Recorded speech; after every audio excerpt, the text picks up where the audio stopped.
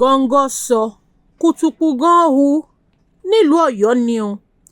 Àbẹ̀wò ni a béèrè ọ̀nà pé ibi tí mò ń lọ mi ì mọ̀ bẹ́ẹ̀ o. Bílẹ̀ bá mọ́ màá mọ ibi tí mò ń lọ.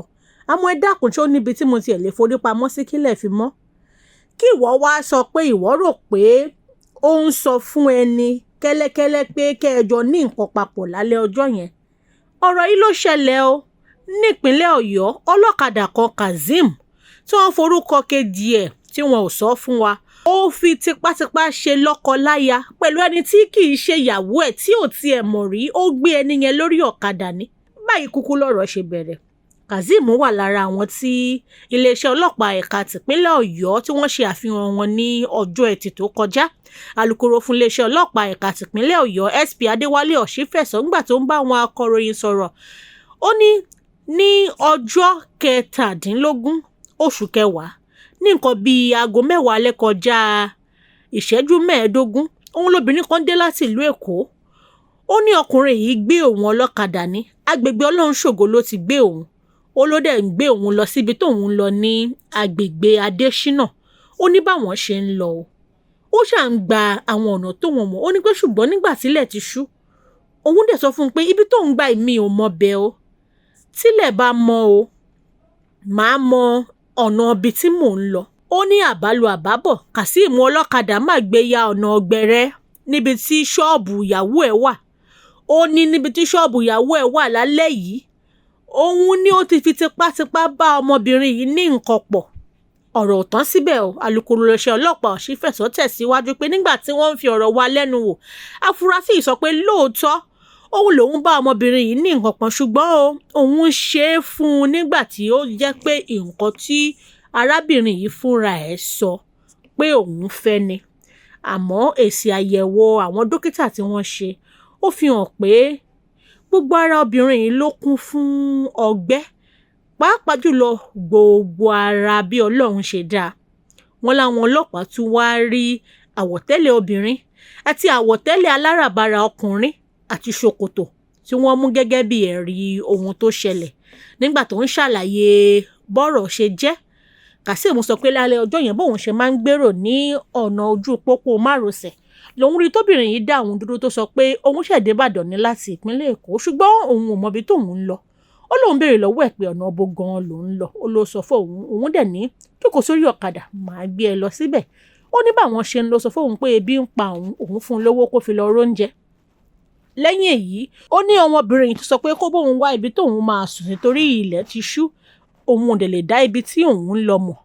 Ó ní láti bẹ̀ lòun ti mú lọ sí ṣọ́ọ̀bù ìyàwó òun tó wà lágbègbè Ọlọ́run ṣògo tóun dẹ̀ bá a ní nǹkan papọ̀. Ó ní nígbà tí ọwọ́ wá tẹ òun tíyàwó òun rí òun ó kàn bẹ̀rẹ̀ sí ní ké ni nígbà tí kò mọ nǹkan tí ó fẹ́ ṣe mọ́. Ta ló ń parọ́ nínú àwọn méjèèjì? Ẹni tó gbé lórí ọ̀kadà sọ pé tipátipá ló fi bá wọn ní nǹkan pọ̀. Ó ń gbé òun gba ọ̀nà tóun ò mọ̀ ní. Òun dẹ̀ ké gbàjarè síta. Ọlọ́kadà lòun fún un lówó oúnjẹ. Òun tún bá wábi tó fẹ́ sùn sí. Òun lọ̀rọ̀ ṣe rí bó ṣe rí. Ọlọ́kadà sọ pé bọ́rọ̀ ṣe rí kọ́ nìyẹn. Bí ìwádìí yìí bá ṣe ń tẹ̀síwájú a máa mú wá sí etí ìgbọ̀nyín. Nínú ìwé ìròyìn Nigerian Tribune ni ìròyìn yìí wà. Inú Nigerian Tribune yìí kan náà ni nǹkan míì tún ṣẹlẹ̀ o. Ṣé ẹ fẹ́ gbọ́? Ẹ súnmọ́ mi. Kí èèyàn jí 150,000 naira. Kì í ṣe pé owó yìí ló jí o. Ó jí ọ̀kadà ẹni tọ́jọ́ ń gbé pọ̀. Ó wá tà á ní 150,000 naira. Ṣó fẹ́ fi ṣe ṣọ́ọ̀bù ni àpò fẹ́ fi lọ léèwé? Tọ́mọ yìí ò rí bẹ́ẹ̀ o. Ó lọ fowó yìí ra bàtà tuntun. Ó lọ dáadáa ìsórí tó fi 150,000 ṣe nìyẹn o. Ọmọ kan tí ò tí ì pọ́ ọmọ ọdún 18 mà lọ́wọ́ ti tẹ̀. Ó jí alùpùpù tí ẹni tí wọ́n jọ ń gbélé ń lò. Ó tà á fún 150,000 naira. Ó wá lọ fi owó yìí ó lọ fi ra bàtà. Ó lọ dáadáa ìsórí. Ó yí irun orí ẹ̀ padà láti dúdú. Ó fi kọ́lọ̀ míì sí. Kò wá tán síbẹ̀ o. Ó ní bàbá òun lòun dá lẹ́bi o nítorí pé bàbá òun ló yẹ kóun túbọ̀ máa jalè. Ó ní kí bàbá òun kọ̀ láti gbé ìgbésẹ̀ ìbílẹ̀ kí wọ́n bá òun yọ olè tó wà ní ọkàn òun kúrò ó ní lẹ́yìn ẹ̀ẹ̀márùn ọ̀tọ̀ọ̀tọ̀ tí ìyá òun ti kówó fún bàbá òun pé kó lọ mú òun lọ báwọn tó máa bóun wẹ orí òun lọ́nà ìbílẹ̀ kí ẹ̀mí olè jíjà yìí bá kó lọ́kàn òun, bàbá òun ò mà móhun lọ bẹ. Ọmọ yìí tẹ̀síwájú ọ̀rọ̀ o. Ó ní pé òun bẹ̀rẹ̀ sí ní jalè ní nǹkan bí ọdún 2 sẹ́yìn nígbà tí òun bẹ̀rẹ̀ sí ní gbé pẹ̀lú bàbá òun, ìyẹn òun àti àbúrò òun. Sunday lọ́wọ́ tẹ̀ o nílùú Ìbàdàn, olúùlú ìpínlẹ̀ Ọ̀yọ́, lẹ́yìn tó jí alùpùpù TVC tí ẹni tí wọ́n jọ ń gbélé jọ ń lò. Àwọn wo gan-an tiẹ̀ ni wọ́n ń ra ọ̀kadà yìí? Ó ra odindi ọ̀kadà ní 150,000 naira. Irúfẹ́ ẹni bẹ́ẹ̀ ó yẹ kán mú un lọ sákólú àwọn ọlọ́pàá ni. Inú ìwé ìròyìn Nigerian Tribune tọ́rọ̀ yìí ti jáde náà ni a tún ti wá rí i pé ọmọ yìí ló ti mọ̀ ládùúgbò bàbá ẹ̀ pé ọ̀fọ́n ní gbéwiri ni, a máa wọlé onílé, a máa jówó, nígbà míì á lọ ju epo nínú àwọn kẹ̀kẹ́ márúwá. Lọ́jọ́ kan wọ́n tiẹ̀ ti mú rí, ó jí kẹ̀kẹ́ márúwá ní agbègbè Mọ̀lété, ó tún bẹ̀rẹ̀ sí ní wá, ó fi ń kó èrò kí wọ́n tó mú. Ẹ̀mí olè yìí ti wá jingiri mọ́mọ́ yìí lára.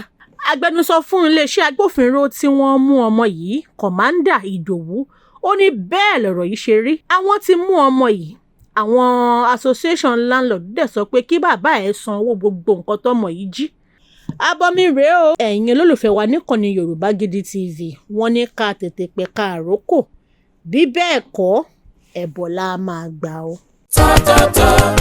Top Farm Foods, àwọn oúnjẹ tiwantiwa aṣaralóore. Top Farm Foods ń ṣaralóore. Yam flour, ìyẹ̀fun iṣu gidi, unripe plantain flour, èlùbọ́ ọ̀gẹ̀dẹ̀ àgbagbà, beans flour, èrè gbẹrẹfun, rice flour, ìrẹsì oníyẹ̀fun tá a fi ń ro túwó, yellow pap, ògì pupa onígbẹrẹfun, gàrí ìjẹ̀bú tó kan dáadáa, tó fi dórí smoked catfish, ẹja àrọ̀ gbígbẹ. Lábẹ́ ìmọ́tótó ni Top Farm ṣe gbogbo ẹ̀, ó sì ṣe déédéé ibikíbi lágbàáyé ló níwọ̀n jí wọn 1 kg, 2 kg, 5 kg. Top Farm Foods wọ́n wuyì wọ́n gbayì tó ń tí òun tẹ NAFDAC lára wọn. Bẹ́ẹ̀ sì ni 100% natural la ṣe gbogbo ẹ̀ jáde láti iléeṣẹ́ Top Farm Foods tó kalẹ̀ sí Industrial Development Center IDC Ibeshi Road, Ikorodu, Lagos, Nigeria. Àwọn alágbàtà jákèjádò orílẹ̀-èdè Nigeria tó fi dórí àwọn African stores, ilé ìtajà oúnjẹ ilẹ̀ wa lókè òkun. Ẹ pè 0706-216-6771 tàbí 0802-721-0222. Website www.tff.com.ng. Top Farm Foods. Think food. Think us.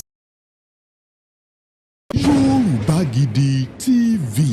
Yorùbá Gidi TV òun ni kẹ́ ẹ máa wò nígbà gbogbo. Ẹ fojú yín ló ń jẹ níbi tẹ́ ẹ ti lè kọ́gbọ́n, níbi tẹ́ ẹ ti lè rí àwọn àṣà Yorùbá tó yanjú. Yorùbá Gidi TV òun ló mú ètò rere wálé ayé, níbi tẹ́ ẹ gbé fẹ́ kọ́gbọ́n, níbi tẹ́ ẹ gbé fẹ́ kọrin. Yorùbá Gidi TV òun ló ń pè yín kẹ́ ẹ máa wò nígbà gbogbo. Yorùbá Gidi TV. Ibi tá a ti ń fún yín láwọn nǹkan tẹ́ ẹ fẹ́, àwọn nǹkan tó ṣàǹfààní tó yẹ kẹ́ ẹ máa wò nígbà gbogbo, nígbàkigbà. Ìbẹ̀lẹ̀ wà yìí máa subscribe sí, tẹ subscribe sí.